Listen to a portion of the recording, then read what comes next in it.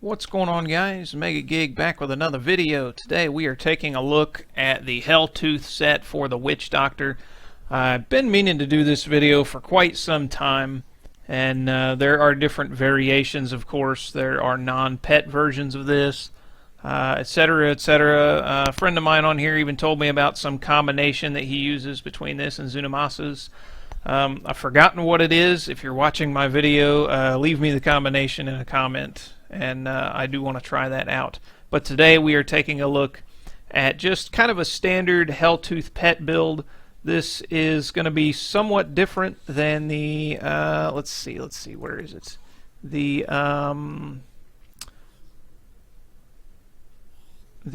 which one is it? Zunamasa's pet build? Yeah, it's going to be somewhat different than that one. And the Helltooth set is the Hadrig's gift for the Witch Doctor for Season 11.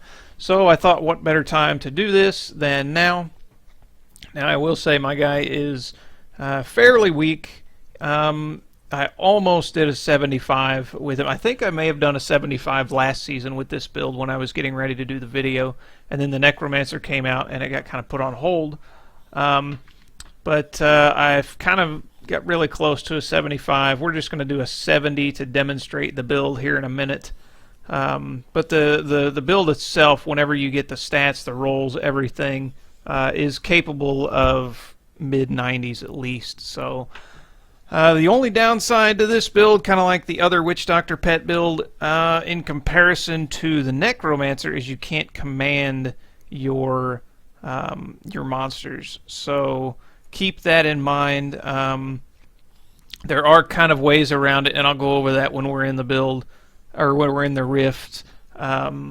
Sort of kind of ways around it to kind of get your guys to attack what you want. But you can see we have 3 gargantuans and 4 zombie dogs. So that is what we're going to be using today. So let's go ahead and go over the gear after that little kind of long-winded intro there. First thing you're going to want is a Sacred Harvester. This is pretty standard on a lot of Witch Doctor builds. I keep wanting to say Necromancer. I've been on Necromancer for so long.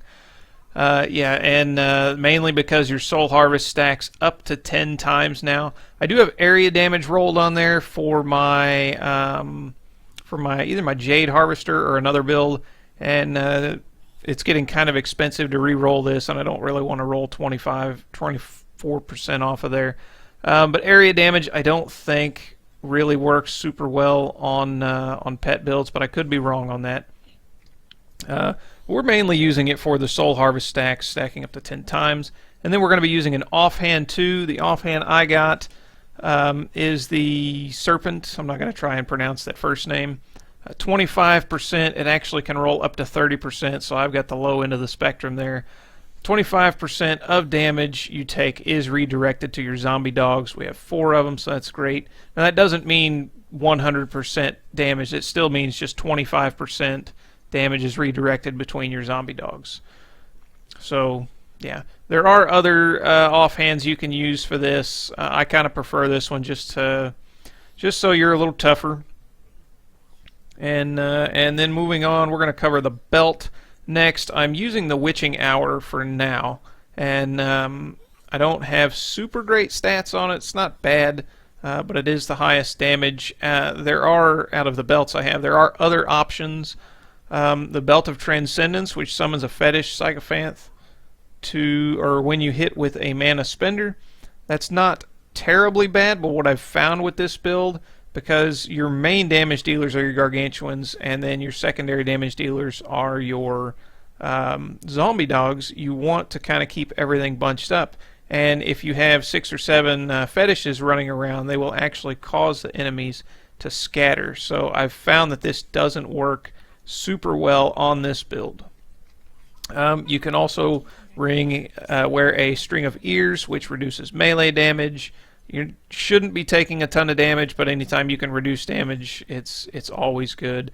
And then a Fleeting Strap, which you can craft if you don't have a Witching Hour or any of these others. You can craft this for just kind of an overall legendary stat boosting option. Beyond that, we are using the short man's finger for the gargantuan. Instead, now summons 3 smaller gargantuans, each more powerful than before. So they are smaller, but we are summoning 3 of them, and they are more powerful than the bigger ones, so it doesn't really matter about their actual size. And then, of course, the other ring is a compass rose, and then coupled with our Traveler's Pledge for the Endless Walk set. And as for gems, we are running Bane of the Stricken, Bane of the Trapped, and Enforcer for that pet damage. For our gloves, we are running a Tasker of Theo. This increases the attack speed of your pets by 42%. I do want to say that we'll go ahead and go over the cube here. I have a Mask of Jerem in the cube, or Jeram, however you want to say that. You can swap these out. You can have, I don't know if I have it cubed or not. Yeah, you can have a Task of Theo here, and then you can wear the Helltooth gloves, and you can actually wear a Mask of Jerem. It really depends on what gear you have. So, and that is for all kind of the off gear. Now for the actual set, you're going to want at least 5 pieces. Well, you're going to want 5 pieces of the Helltooth set. Like I said, you're either going to be missing the helmet or you're going to be missing the hands, like I am. But you want the 5-piece set so you can get the 6-piece bonus using the Ring of Royal Grandeur in here. And of course we're using a furnace, as you can see, so we kind of went over the cube. And the 2-piece set bonus, enemies hit by your primary skills, including Acid Cloud, Fire Bat, Zombie Charger, Zombie Dogs, Gargantuan, Grasp of the Dead, Piranhas, Wall of Death, are affected by necrosis, becoming slowed, taking 1,500% weapon damage every second, and taking 20% increased damage overall from your attacks for 10 seconds. So that's a big damage boost, 1,500% weapon damage every second while they're affected by the necrosis, and then of course 20% extra increased damage overall.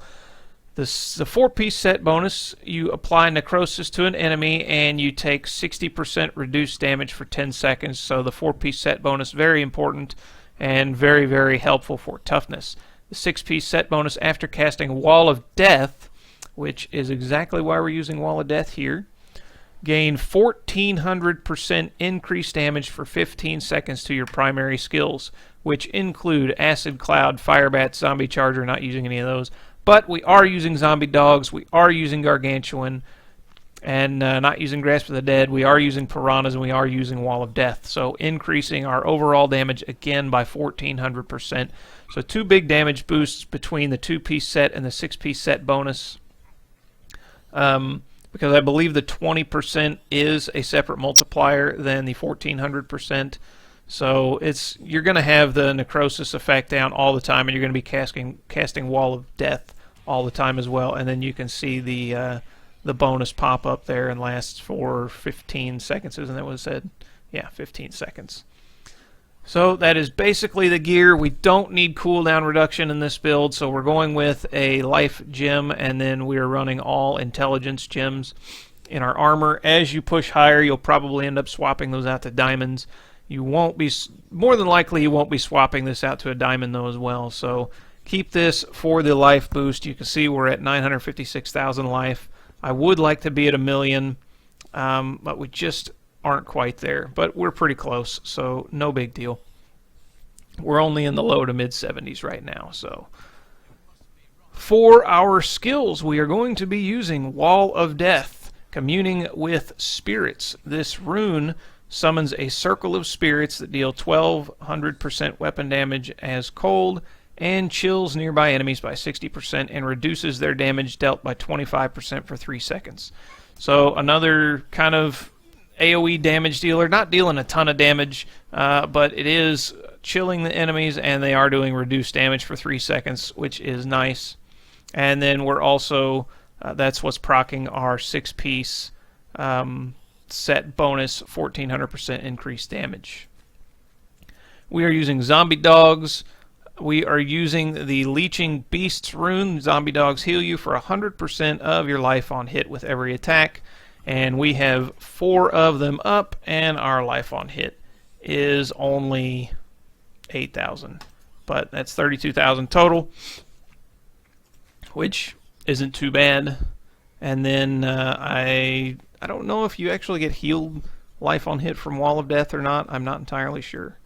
Then we're using Spirit Walk Jaunt. I always prefer the Jaunt rune.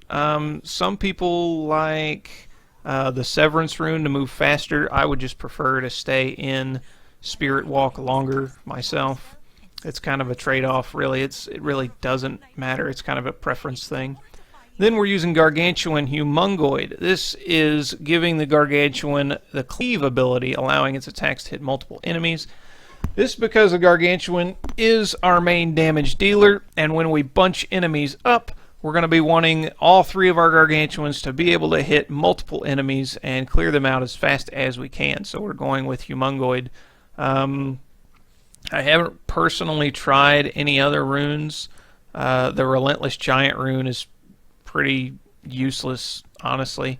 It sounds good, but it can't occur often enough. So yeah, Humongoid I think is best overall rune besides its cold damage, and that's what we have rolled on our bracers, which I actually forgot to talk about.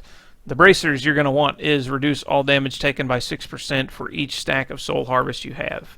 Lukumba's Ornament, yeah, so those are pretty standard on a lot of Witch Doctor builds as well. Now, back to the skills, because we forgot about that gear. Piranha's Piranado, pretty standard. Soul Harvest Languish increases your armor by 10% per harvested enemy and reduce their movement speed by 80%. So, big time damage reducer there, especially when coupled with our ornament. And then passives, these you can kind of play around with a little bit. You're definitely going to want Spirit Vessel. You definitely want Graven Justice. You definitely want Midnight Feast. The damage of your zombie dogs and Gargantuan is increased by 50%, and you can have one more zombie dog. The only one I say you can really play around with is Pierce the Veil. You do overall 20% increased damage, but your mana costs are increased. Not a super mana heavy build, so that's not a big deal. If you want, you can use Fierce Loyalty too. It'll give you 5 zombie dogs, and then you can move around quicker and try and take less damage that way.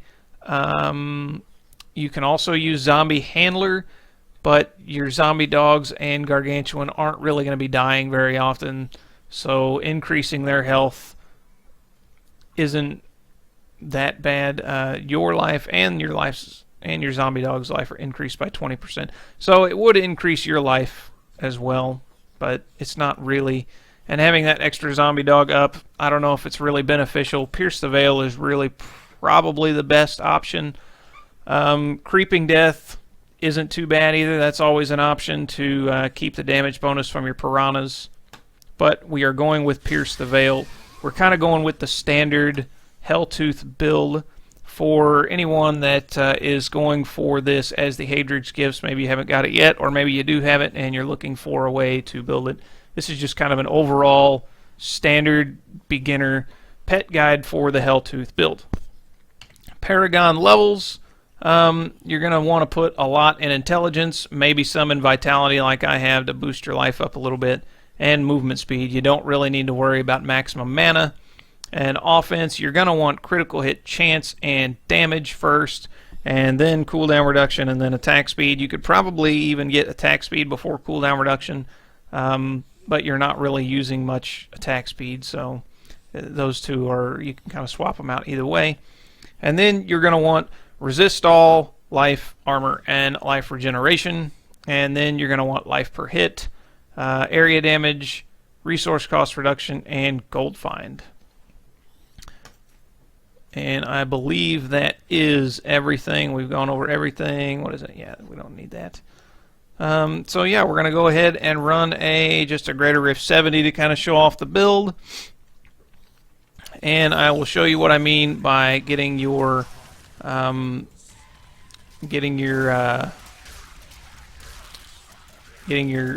pets to attack what you want them to. Bust through that door. Woo! We're going to use our Spirit Walk, run in and get a Soul Harvest, and then get back out. Now, because we're using the Endless Walk set and we are letting our pets attack, you want to stand still as often as you can to get the damage bonus up as much as you can. And you can see they're just starting to eat through there. Uh-oh. Woo! Thought my spirit walk was up. But there will be some packs where you just can't stand still.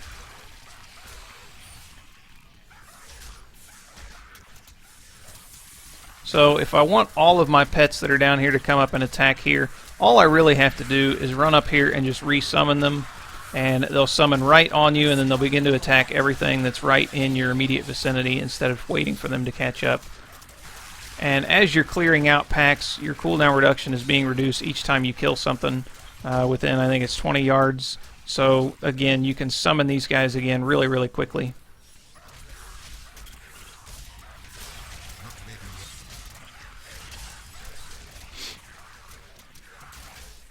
And then just kind of let them do their thing. Like I said, you do want to be kind of paying attention. You kind of want to stand still as much as you can to get that damage bonus from your Endless Walk set. And we'll go ahead and summon everything, and we are stuck. And you can use your Spirit Walk to kind of stand still for a minute and get a little bit of a damage bonus going.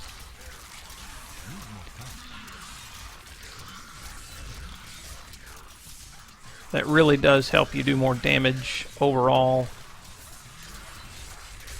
But there are some packs that just aren't going to allow you to stand still.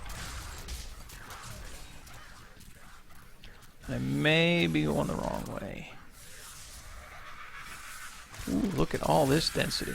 You can also kind of run in a room, run a little farther than you want to, and then run back, and your pets will end up being right about where you want them. So we're using our Piranado to bunch enemies up, and then we're hoping our Gargantuans come in and cleave the entire little bunch.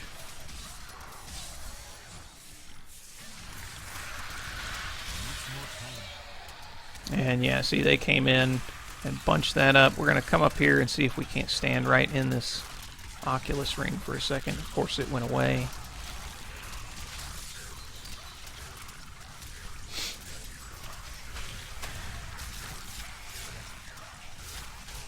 The only thing that really holds this build back from being a super top tier build is the fact that you can't command your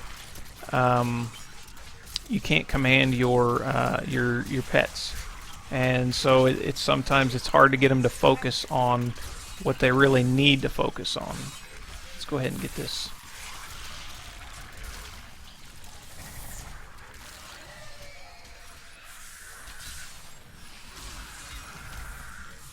And we'll just run a little farther to get them all to kind of appear, come back, and let them just eat from there. Every time we put down Wall of Death, we are affecting them with necrosis. And also every time they get attacked by any of my pets, they're also being affected by the necrosis.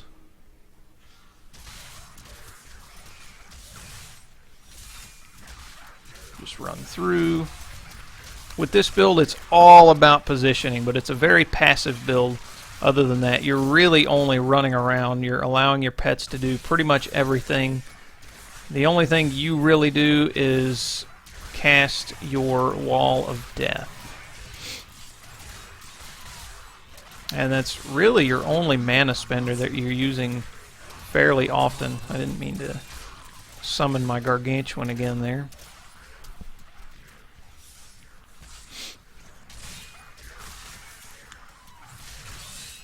This is a very fun build. It's hard to say if this build is actually better than the other pet build, the Zunamasas, I believe it was. It's really hard to say if which pet build is better. In my opinion, I haven't done enough research, enough trial and error on it. But they're both a lot of fun.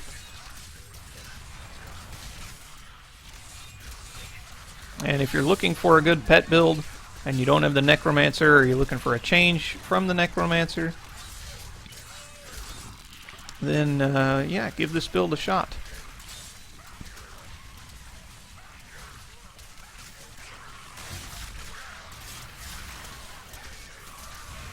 You can see we're pretty much tearing through this 70 with no problem. If our pets had more focus, we'd be tearing through it even more, because they do tons of damage. Gonna run up in this room here. You do have to be mindful of your stacks. One thing I do like about the Necromancer that I think they improved on from the Witch Doctor is the bone armor stacks. You can continue to stay at 10 stacks, even if you're only using bone armor on one unit, whereas Soul Harvest, each stack is its own individual stack and drops off at its own individual cooldown. So when you get to a Rift Guardian, for instance, it's really hard to stay at 10 stacks.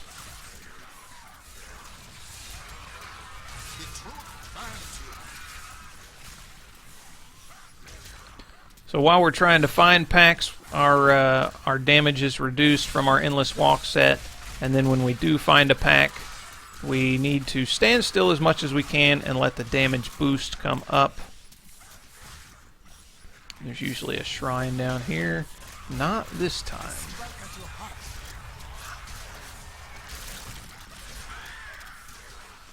And just so we don't get disturbed in the video, we'll switch that to party for now, because I'm obviously not in a party. Uh-oh. No! I'm using my my mouse wheel to move around, so I'm misclicking from time to time. And the gold is still in there somewhere. Let's see. Yeah, he's taking a lot of damage though.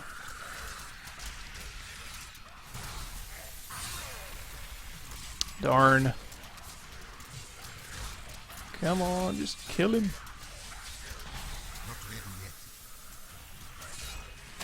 There he goes. That is what I have trained for. And yeah, your minions can get hit by those explosions and not die 9 times out of 10. So let's go ahead and get this shrine over here. That way we can just come over here and stand still and let our damage tick up. Whoops, I didn't mean to cast that there.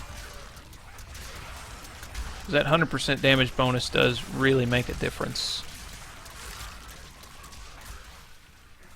So positioning is going to be key with this build if you want to survive and do the most damage that you can. Yeah, there's a blue pack there. Go ahead and run in the middle of them and get everything over here. And especially if you get the shield shrine, you want to just stand still and let your damage come up, because again, you're not really doing any of the attacking, it's all your pets. And you can see they really start to eat at these guys.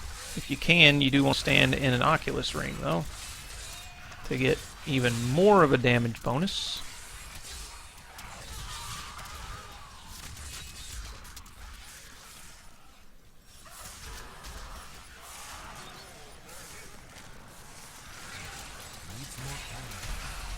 Go ahead and bunch these guys up.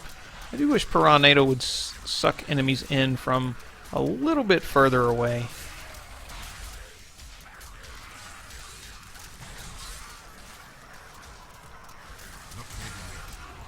We're going to go ahead and summon again.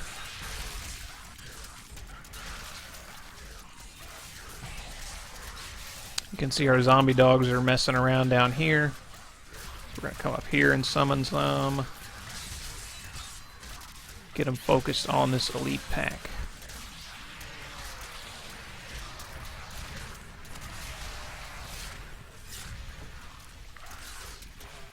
I very, very rarely have my zombie dogs die, and I don't think I've ever had a gargantuan die. They used to, way back in the day. Oh, they used to.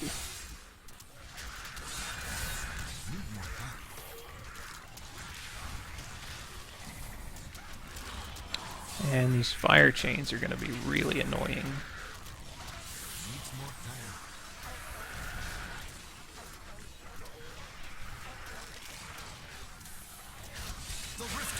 Oh, there we go. Get the Rift Guardian instead. And normally on the Rift Guardian you can stand still a little bit easier. You do need to be careful though if they have something where they can rush in on you. Woo! Because they can one-shot you. You're not super tough, especially when your endless walk is down because you're on the 100% damage buff. Yeah. So your main source of damage reduction is when you're moving around, of course. So, but that is the Helltooth harnessed build guide, at least for the pet version, at least for one of the pet versions. There are many different versions of this build out there, as well as pet builds. But I hope you guys enjoyed the video. If you're playing a Witch Doctor this season and you're going for the Hadrig's Gift, be sure to try out this build. And if you like the video, leave a like and a comment down below, and subscribe if you want to see more, guys. Thanks for watching. More good stuff to come. Take care.